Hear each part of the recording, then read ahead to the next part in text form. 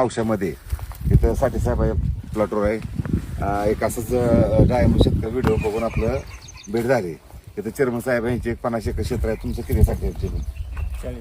40 acre आहे तुमची sir. 20 acre बागा लावल्यात. पण काय आहे थोडं अजून टेक्निकल. आता ही बाग प्लॉट आहे तुमच्या समोर बघताय. झाड लावले किती वर्षाचं आहे आपल्याला? 2000 बाग लावून. पण जी मेंटेनन्स जे असतो बागाचा ते होई नाही किंवा आंतरपीक केलंय बाकीच मशागत करता येणार. तर शेतकरी मित्रांनो कसं आहे करा आंतरपीक पहिलं 6 महिने वर्षभर करा. पण पुढे तर कमीत कमी बागाला आपलं बेड चांगलं व्यवस्थित पाहिजे किंवा फवारण्या पाहिजे. कारण आता ह्या झाडावर सर्कस पोरा वगैरे पानावर डाग भरपूर आहे. तर लावतो त्याचं मेंटेनन्स. ह्याला काही खर्च जास्त नाही.